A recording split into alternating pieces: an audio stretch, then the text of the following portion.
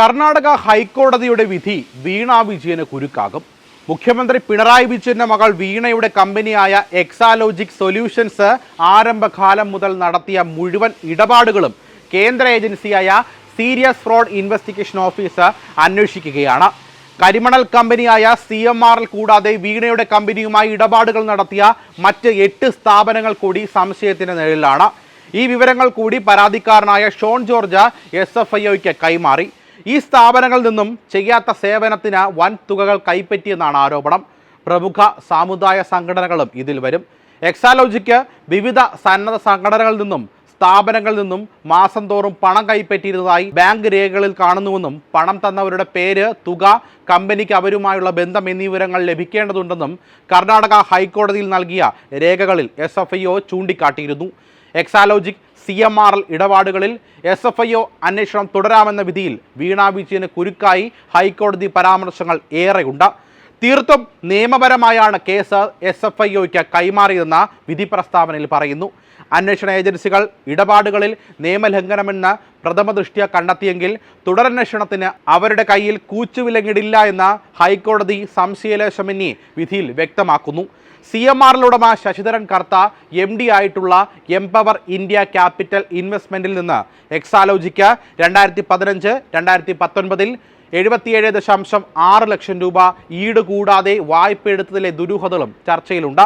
2016-2017 നൽകിയ 37.36 ലക്ഷം രൂപയിൽ 25 ലക്ഷമേ എക്സാലോജിക്കിന്റെ bank account രേഖകളിലുള്ളൂ.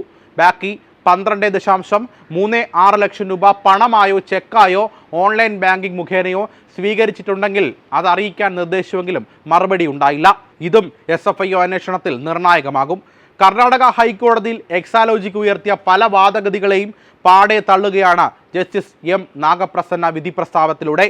കമ്പനികാര്യ നിയമത്തിലെ ചട്ടം 210 പ്രകാരം ROC അന്വേഷണം നടക്കവേ SFIOയ്ക്ക് കേസ് കൈമാറിയത് നിയമപരമല്ലെന്ന വാദം കോടതി തള്ളുകയായിരുന്നു. കടുത്ത നിയമലംഘനം നടന്നെന്ന് അന്വേഷണ സംഘം വിലയിരുത്തുന്നുണ്ട് എങ്കിൽ വിശാല അന്വേഷണം നടത്താൻ തീരുമാനിക്കാം. അത് ഹർജിക്കാരിയുടെ അവകാശത്തെ ഹാനിക്കുന്നതല്ല.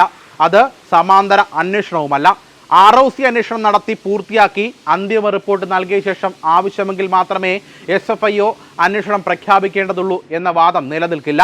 ഇടപാടുകളിൽ നിയമലംഘനം നടന്നെന്ന് പരാതി കിട്ടിയാൽ അന്വേഷണത്തിനിടെയാകാം പല കാര്യങ്ങളും ഉദ്യോഗസ്ഥർ കണ്ടെത്തുക. അത്തരത്തിൽ ലഭിക്കുന്ന അന്വേഷണം കൂടുതൽ കണ്ടെത്തലുകളിലേക്ക് നയിക്കുമെങ്കിൽ അത് തുടരണം. അത്തരം അന്വേഷണങ്ങളിൽ ഒരു തരത്തിലും ഉദ്യോഗസ്ഥരുടെ കയ്യിൽ കൂച്ചുവിലങ്ങിടാൻ കോടതി ശ്രമിക്കില്ലെന്നും വിധി പ്രസ്താവത്തിൽ പറയുന്നുണ്ട്. ടെക്നോളജിയുടെ വളർച്ച സാമ്പത്തിക കുറ്റകൃത്യങ്ങളുടെ വ്യാപ്തിയും കൂട്ടുന്നുണ്ട്. അന്വേഷണത്തിന്റെ പ്രാഥമികഘട്ടത്തിൽ കേസിൽ പൊതുതാൽപര്യമുണ്ടെന്ന് ഉദ്യോഗസ്ഥർ കരുതുന്നുണ്ടെങ്കിൽ അത് തുടരട്ടെ.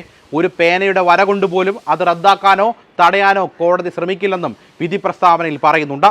കേസിന്റെ വ്യാപ്തിക്ക് ആനുപാതികമായ അന്വേഷണമല്ല ഇതെന്ന എക്സാലോജിക്കിന്റെ വാദവും കോടതി തള്ളി.